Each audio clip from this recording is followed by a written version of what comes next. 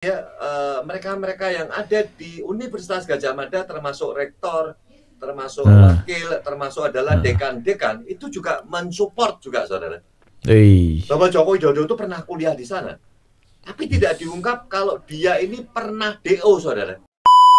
Nah, nama Wapres sengaja tidak saya sebut karena saya yakin bagi kebanyakan orang dia hanyalah anak haram konstitusi dan menjadi beban belaka. Langsung terhenti guys, dikerumuni akhirnya.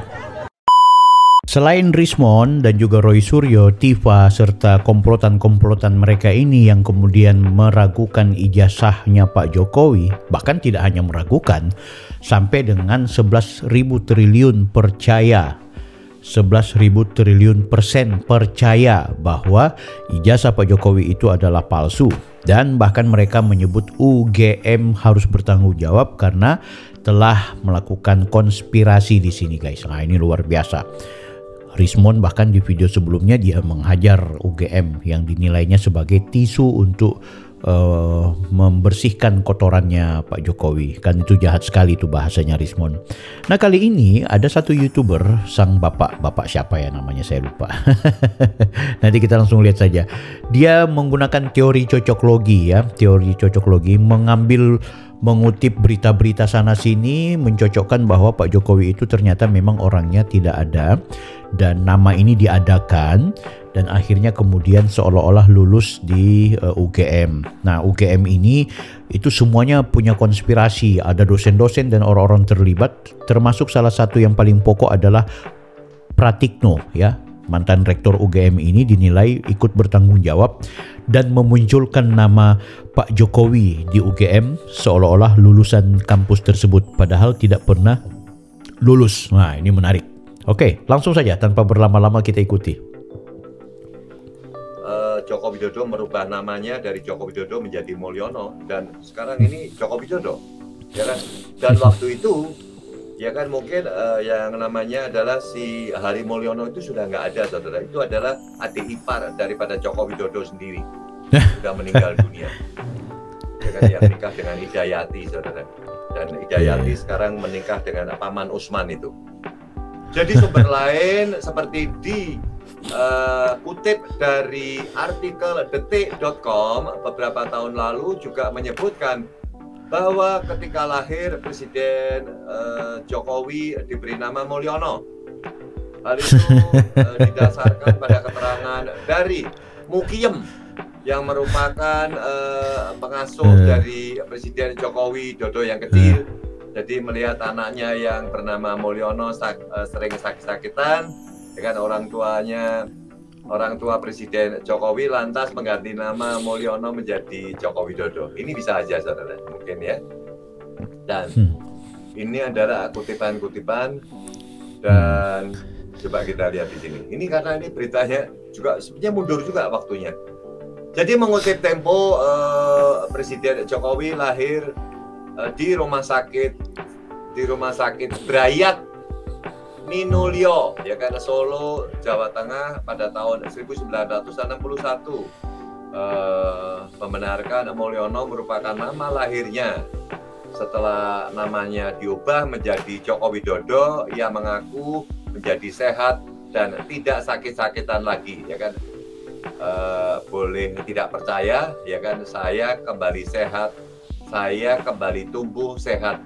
Itu misteri, ya kan, ujarnya, saudara. Ini barangkali, saudara, ini adalah barangkali dibilang adalah misteri, ya, kita nggak tahu, saudara, benar atau tidak ungkapan daripada si Joko Widodo ini.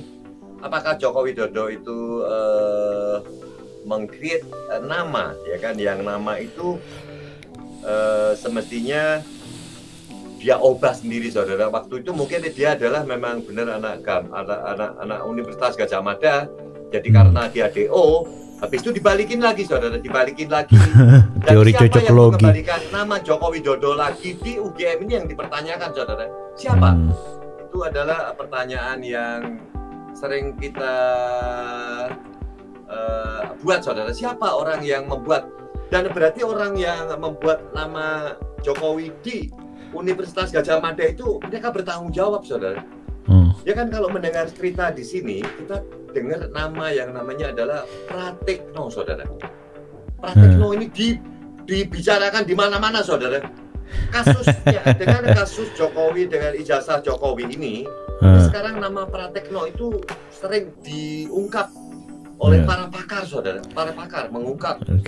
Memang awalnya ini sepertinya adalah ulah daripada Pratikno, ya kan? Pratikno memberi kesempatan kepada Joko Widodo, ya kan? Biar dia katanya adalah lulusan daripada Universitas Gadjah Mada, ya kan? Habis itu adalah sebuah kreasi daripada Pratikno, saudara.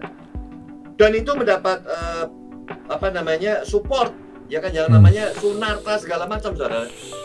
Ya kan, Sunarta dia mensupport juga dengan apa yang diungkap oleh si Pratikno sendiri. Dan tidak hanya itu ya, mereka-mereka yang ada di Universitas Gadjah Mada, termasuk rektor, termasuk wakil, termasuk adalah dekan-dekan, itu juga mensupport juga, saudara.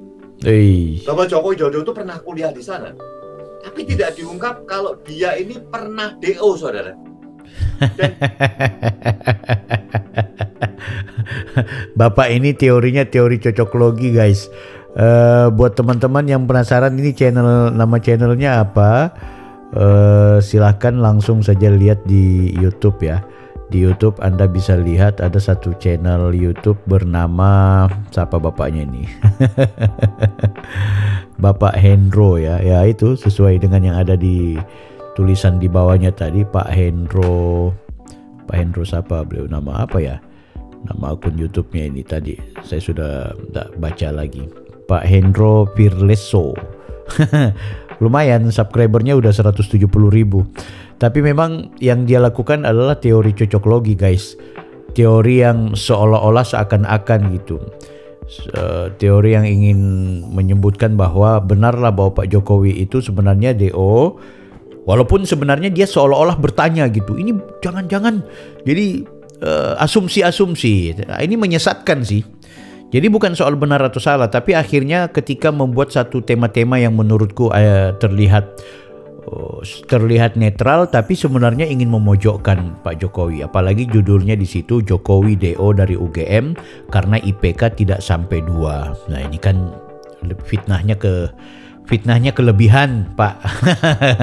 Jadi dia bikin judul bahwa Pak Jokowi itu di DO dari UGM karena IPK-nya tidak sampai 2, dan mengambil teori cocoklogi, mengambil atau mengutip berita-berita yang berseliweran yang dicocok-cocokkan kan gitu. Jadi dia buat gosip yang seolah-olah ingin menggiring kepada penontonnya atau pemirsanya untuk meyakini bahwa Pak Jokowi itu adalah orang yang namanya tidak ada tapi diadakan lagi.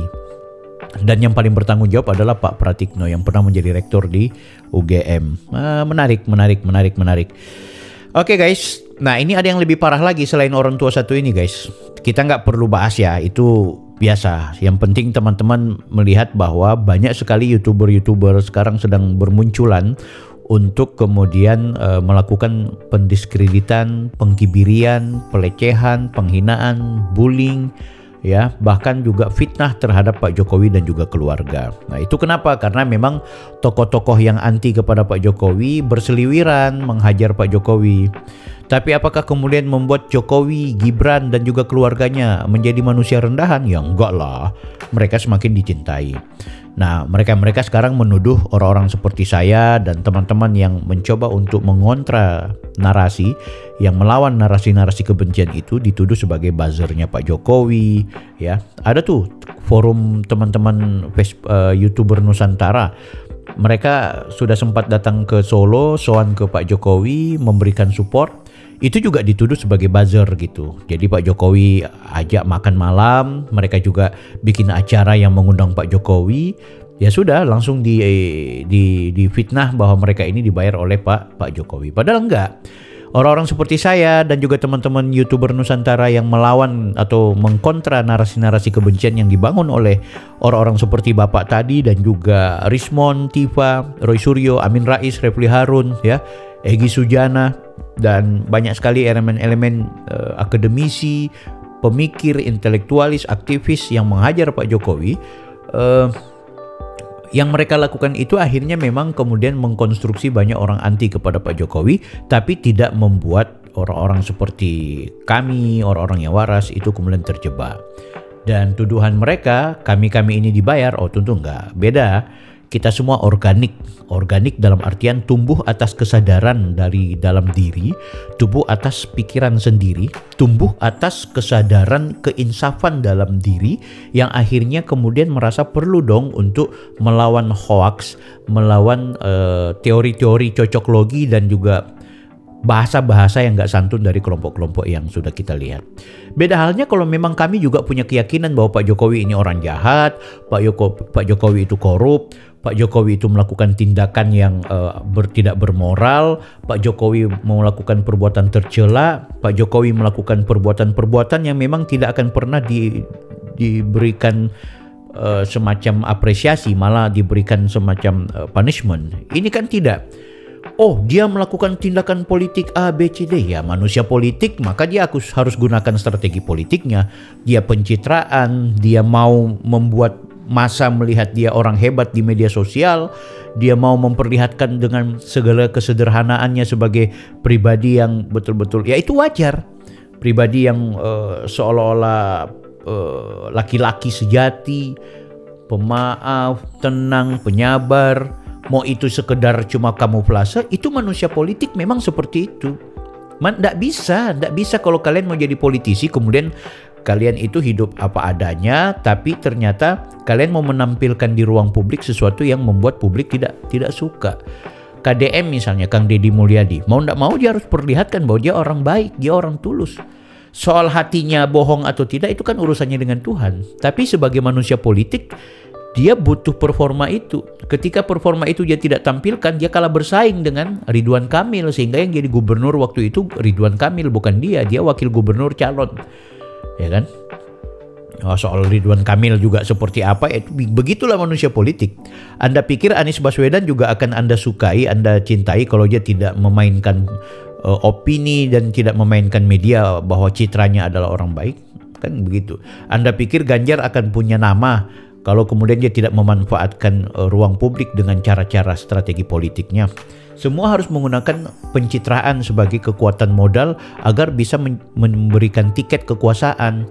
Nggak bisa orang yang tidak pernah tampil di ruang publik kemudian tidak diberikan kesempatan untuk berkuasa, nggak mungkin. Pak Jokowi berhasil di wilayah itu. Kalau cuma masalah itu ya kami malah salut. Itulah orang yang, entah kalian bilang bahwa Pak Jokowi ini jahat dari sisi A, B, C, D, ya sudah, itu perspektif dan masing-masing punya pandangannya gitu. Karena orang yang mencintai beliau akan sangat menghormati, orang yang membenci beliau pasti akan berubah. Tidak akan berubah selain kata cacian. Nah ini orang caci maki satu lagi nih, kita dengarkan Pak Amin Rais. Siapa kiranya yang bisa dijagokan sebagai presiden pasca pemerintahan Prabowo Subianto? Wih. Nah, nama Wapres sengaja tidak saya sebut karena saya yakin bagi kebanyakan orang dia hanyalah anak haram konstitusi dan menjadi beban belaka bagi Prabowo. Sebelum kita lanjut guys, aku mau tanya, kira-kira orang setua seuzur yang ditokohkan seperti Amin Rais ini kemudian mengeluarkan kalimat-kalimat sumpah serapah seperti ini, itu layak nggak kita hormati? Kalau aku minta maaf enggak, tapi kita dengarkan ocehannya. Bahkan kekuasaan Prabowo menjadi tidak berkah gara-gara si Wapres yang kurang ilmu, kurang pengalaman, dan bermoral negatif dan destruktif, bahkan predatorik. Kalau aku bisa berkomentar juga Pak Amin Rais, sebenarnya Indonesia ini jadi tidak berkah karena banyak pemimpin-pemimpin yang dulu diberikan kepercayaan itu rusak seperti Anda. Ya, Anda ini perusak yang merusak hubungan Gus Dur dengan Megawati. Anda membuat Megawati dengan Gus Dur pecah kongsi. Anda menipu Gus Dur, kan gitu. Jadi sebenarnya Anda juga itu perusak ya. Jadi tidak berkah Indonesia kita ini. Tidak bisa diselamatkan walaupun Anda punya buku tentang selamatkan Indonesia. Kenapa? Karena orang-orang seperti Anda juga masih berkeliaran. Bukannya semakin tua membuat pernyataan-pernyataan yang bijak, tapi Anda justru melontarkan kalimat-kalimat yang tidak melambangkan bahwa Anda adalah public figure, tokoh nasional yang perlu dihormati. Nah, bila kita berpikir sejenak tentang kerusakan Indonesia di bawah Jokowi selama 10 tahun, memang sudah bersifat total multidimensional. demokrasi secara deliberate dan sistematik, sengaja dan sistematik dihancurkan. Lembaga-lembaga tinggi negara berhasil dikooptasi, dikuasai oleh Jokowi.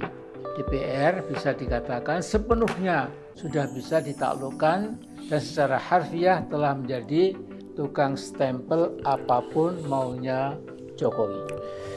Jahat ya. Jadi dari sini saja sudah terlihat ini orang sangat jahat dalam memberikan penilaian terhadap Pak Joko Widodo.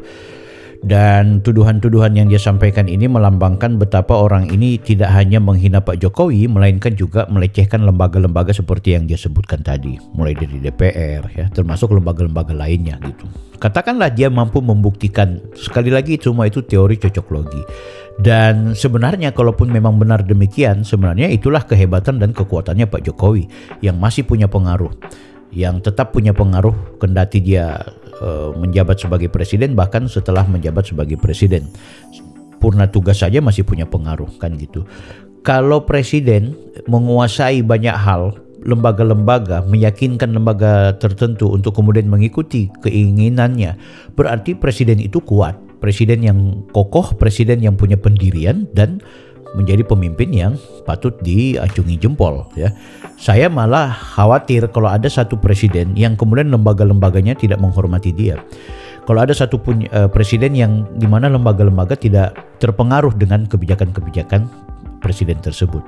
Yang salah adalah kalau kemudian Pak Jokowi melakukan tindakan kesalahan, korupsi, merusak tatanan pemerintah, kemudian lembaga-lembaga yang dikuasai dan dipengaruhi oleh Pak Presiden itu ikut-ikutan.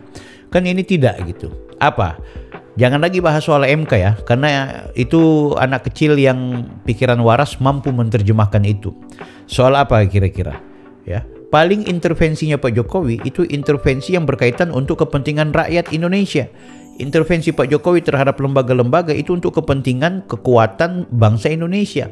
Makanya Pak Jokowi itu sebenarnya lebih suka rekonsiliasi, lebih suka bersatu padu. Tapi yang hari ini berpecah kongsi dengan dia kan adalah orang-orang yang memang anti sama dia, yang kemudian kecewa sama dia, yang memang tidak mau menggunakan konsep rekonsiliasi itu. PDI, bukti bahwa Jokowi itu tidak lagi senang berrekonsiliasi. Buktinya dia hianati PDI. Enggak, dia tidak mengkhianati PDI. Dia mengajukan proposal terbaik untuk agenda rekonsiliasi. Nah, rekonsiliasi ini artinya menyatukan energi publik yang tadinya terpecah dari sistem polarisasi yang terbentuk dan terbangun pada masa-masa pemilu. Itu agendanya diperbaiki lagi dalam rangka menata masa depan. Ya kan? Ketika Jokowi punya visi itu dan dia buktikan ketika dia rekonsiliasi dengan Prabowo, maka dia akan buktikan lagi bagaimana caranya Ganjar dan juga Prabowo itu bersatu padu, karena ini kekuatan besar yang akan bisa menyelamatkan Indonesia gitu. Tapi yang terjadi apa? Malah maunya PDI pecah kongsi, maunya PDI kelahi. Ya minta maaf, Jokowi orang yang mengetahui bagaimana menata Indonesia ini. Karena dia punya pengalaman 2014 dan 2019, ketika dia jadi presiden dia sudah membaca, polarisasi ini hanya akan membuat konflik horizontal semakin melebar. Maka kita bisa lihat ya, satu-satunya aksi demonstrasi besar-besaran terhadap Pak Jokowi itu adalah ketika di rezim beliau di era presiden pertama. Itu konflik horizontal terjadi itu. Kenapa? Karena ada politik cebong kampret, politik keterbelahan. Tapi begitu di 2014 jarang sekali terjadi politik keterbelahan, apalagi dia sudah singkirkan itu HTI dan FPI. Ormas-ormas terlarang. Namun memang terjadi konflik ketika banyak kelompok masyarakat, dalam hal ini mahasiswa, yang melakukan demonstrasi di era keduanya Pak Jokowi. Dan demonstrasi itu berkaitan dengan kritik terhadap kebijakan yang berkaitan dengan aturan dan undang-undang. Omnibus Law ya, termasuk juga ada rancangan undang-undang yang dinilai oleh mahasiswa itu sangat tidak berpihak. Ya sudah, itu bagus menurutku kritik itu. Tapi konflik keterbelahan itu nggak ada. Jadi Pak Jokowi itu merelakan nama dan reputasinya itu dihancurkan sekalipun demi bagaimana kemudian dia menyelamatkan, dalam perspektif dia ya, menyelamatkan masa depan Indonesia. Nah, orang-orang kayak Amin Rais kan orang-orang yang konflik, orang-orang yang suka mau kelahi aja terus gitu. Nah, bagaimana Pak Jokowi menanggapi semua hal yang hari ini sangat keji yang dituduhkan kepada beliau, guys? Nah, ini aku perlihatkan ke kalian bagaimana kemudian Pak Jokowi menikmati suasana kehidupannya sehari-hari ya. Ini silakan teman-teman lihat. Naik sepeda, Car Free Day.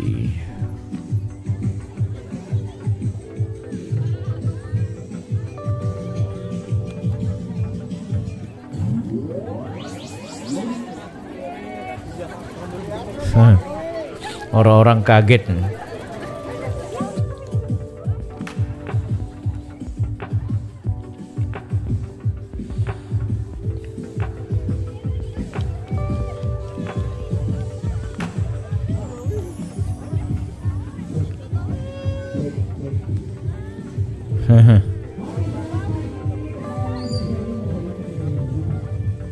Ibunya kaget.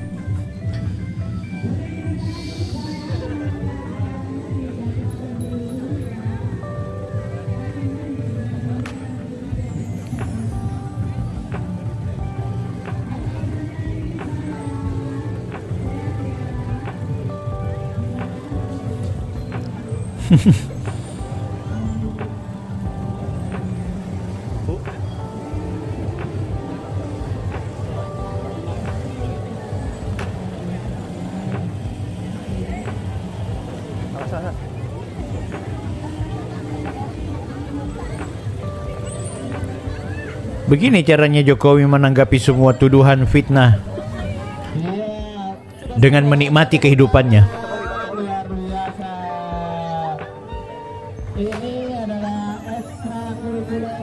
Pak Jokowi.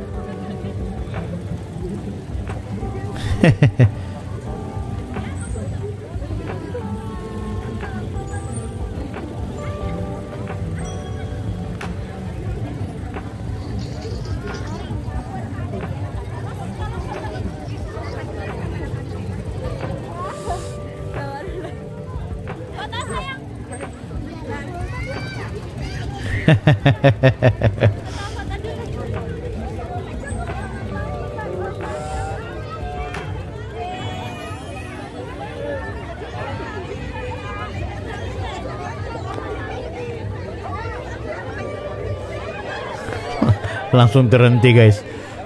Dikerumuni akhirnya.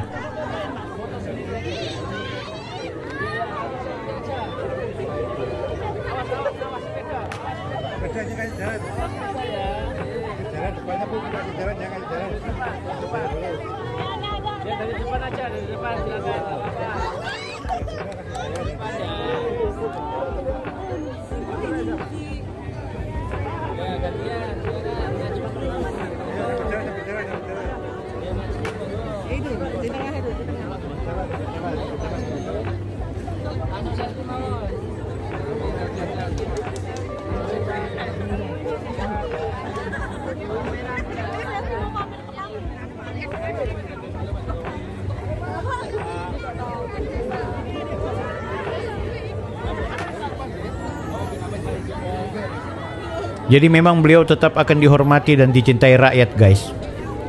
Serame apapun penghinaan-penghinaan yang dilakukan oleh para elit. Keren.